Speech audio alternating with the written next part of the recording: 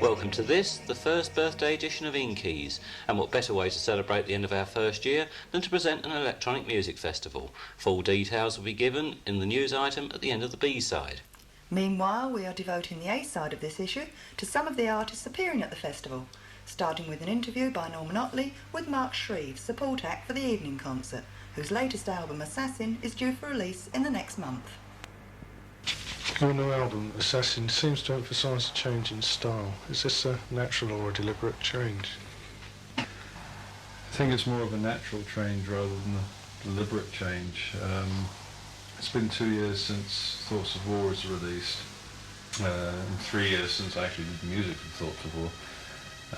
So I've been working out sort of slowly to the newer sort of style. I suppose to everybody else it seems quite dramatic. But also the sort of newer equipment that I've had has sort of enhanced the possibilities of what I do, especially in terms of rhythm and the linking of sequences and that sort of thing. There seems to be a strong influence from Tangerine Dream. Are there any other artists that have influenced you? Well, obviously Tangerine Dream, especially the recent Tangerine Dream, had a great influence on what I've done.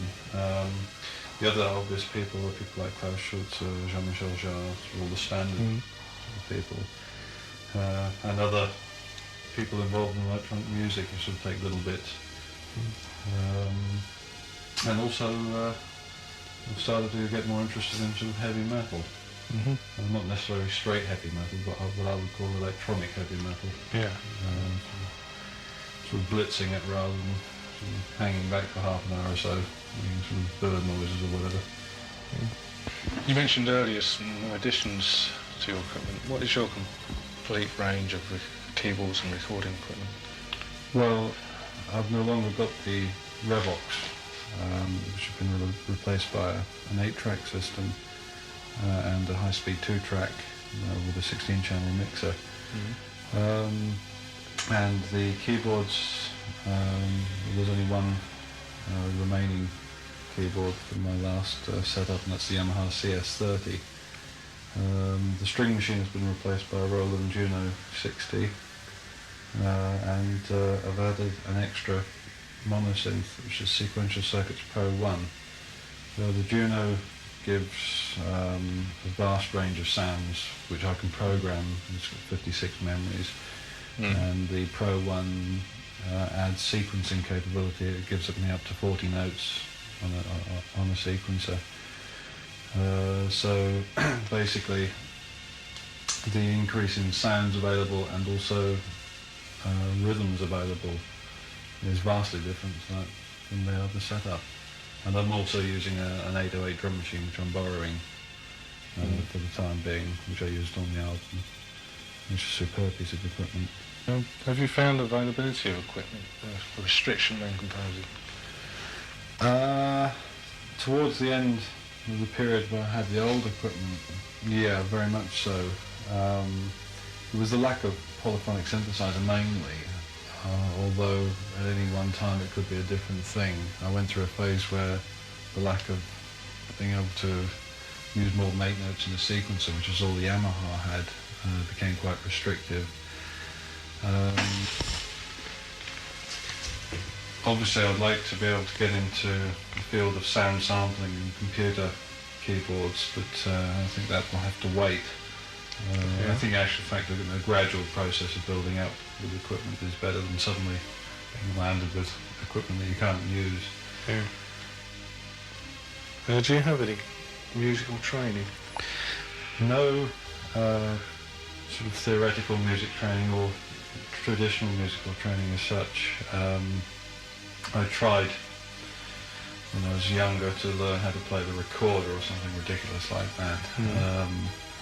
But I soon got fed up with looking at the sort of dots on pieces of paper.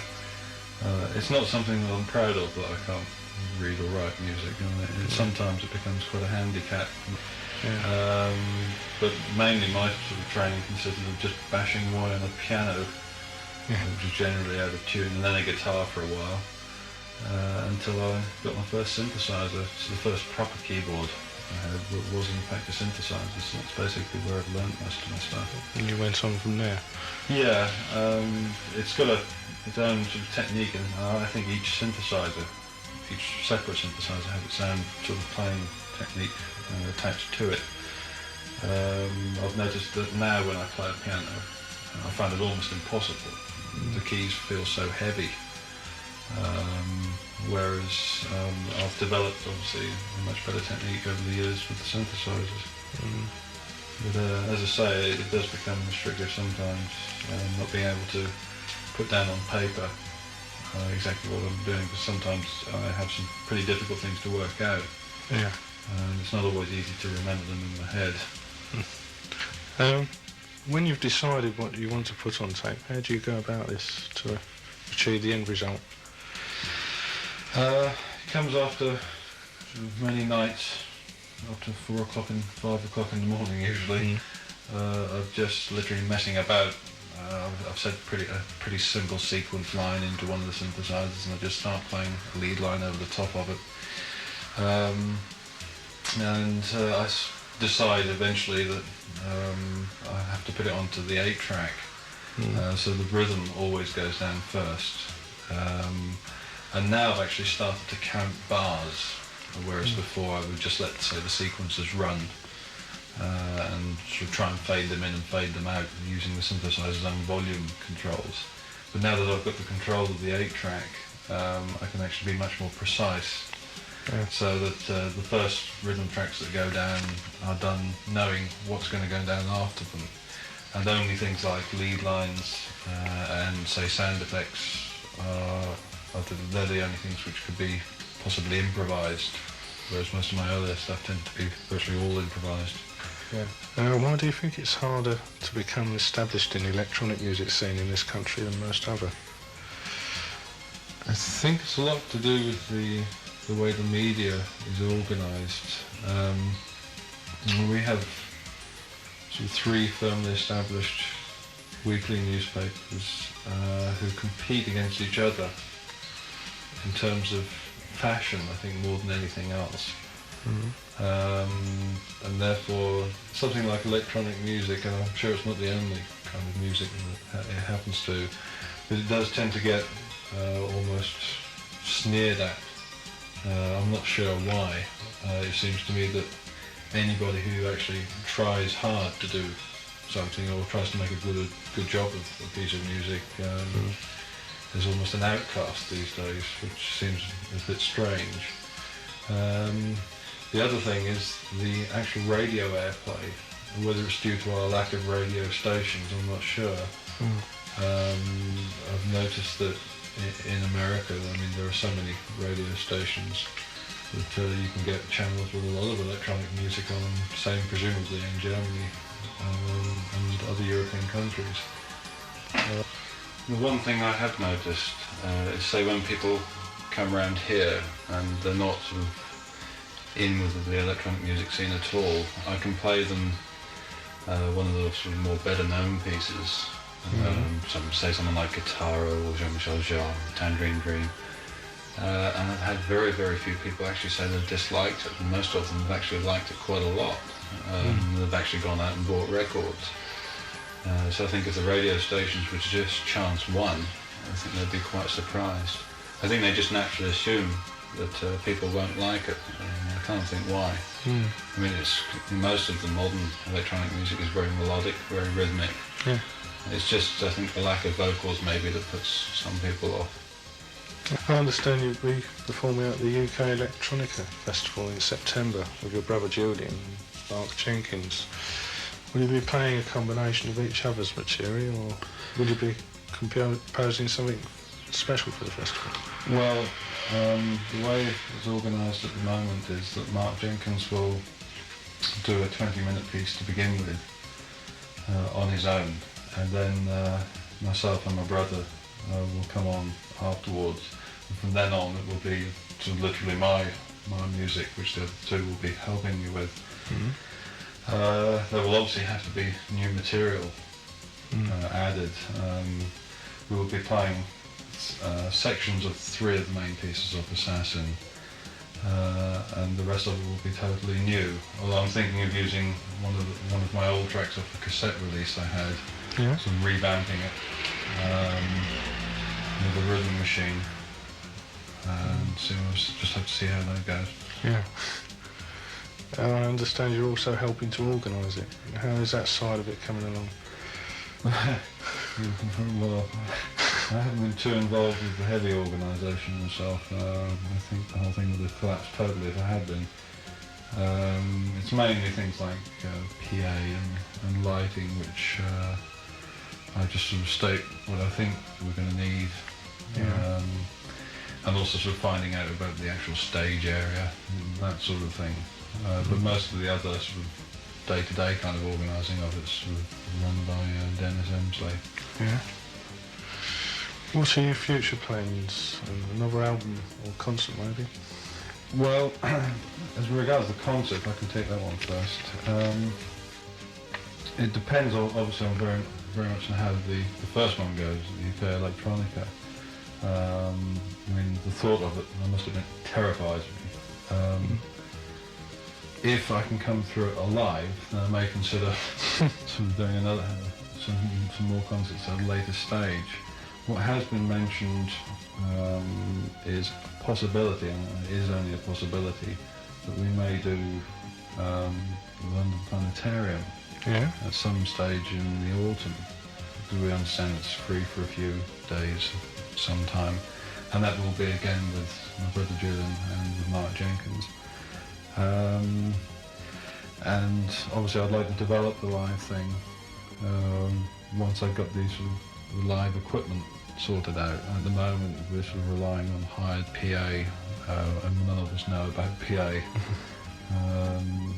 So it's all very much a new experience, which I'll be able to answer that one better after it, I'm sure. As regards records, I have a 3-year contract with my current record company to produce at least 3 albums within that time, Assassin being one of them. The intention is that we get one out every 8 months or so, which is a good sort of period of time between albums. As for the actual style of music, say the one that's coming out in 8 months' time, I literally have no idea. It won't seem as dramatic. The change in style won't seem as dramatic purely because the time difference won't be anywhere near as big as between Assassin and Thoughts of War. But you have nothing planned so far? No, I've got a few pieces which are in the sort of construction stage. Basically it's either a melody or even something as simple as a drum pattern. Sometimes I work pieces out just sort of based purely on the drum pattern. But nothing concrete as such.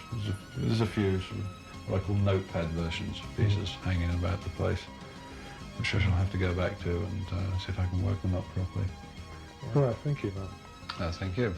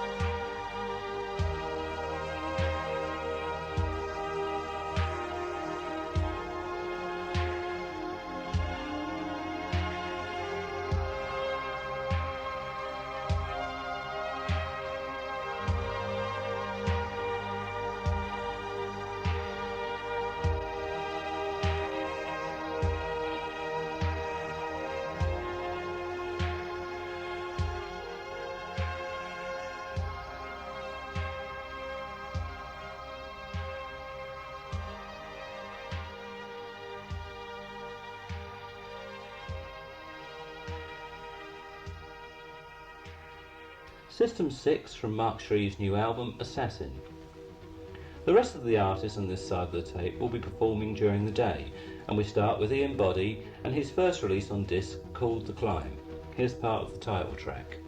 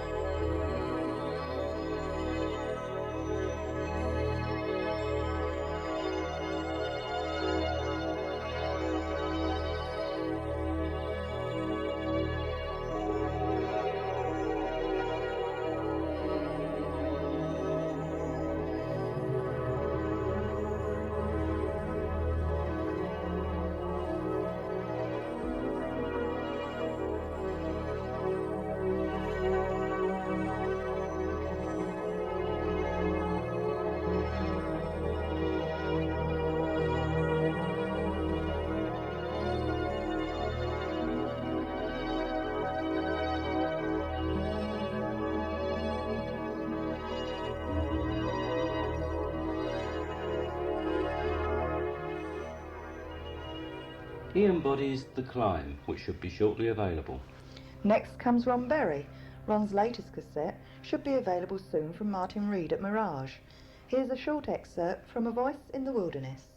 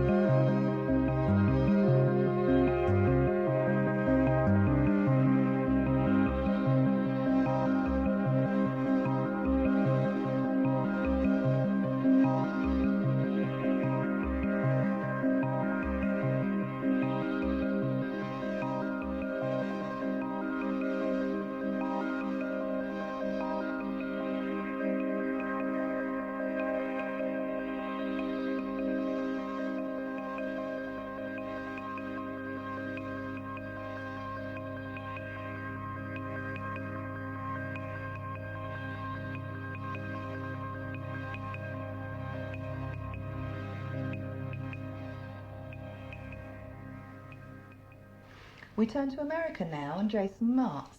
Many of you will be familiar with his album The Pillory.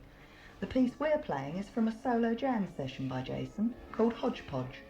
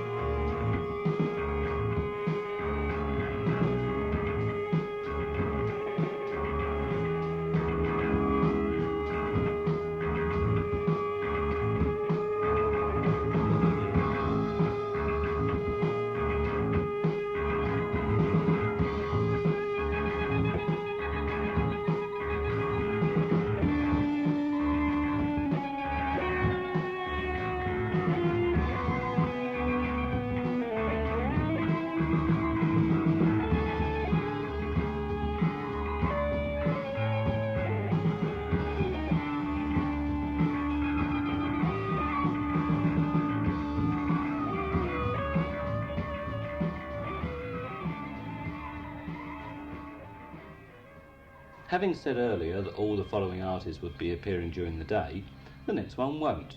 As mentioned in the interview, Mark Jenkins, erstwhile assistant editor of Electronics and Music Maker magazine and now assistant editor of Electronic Sound Maker, will be doing a short solo spot at the beginning of the evening events, before going on to assist Mark Shreeve in his concert. Here's a piece from Mark Jenkins entitled 331.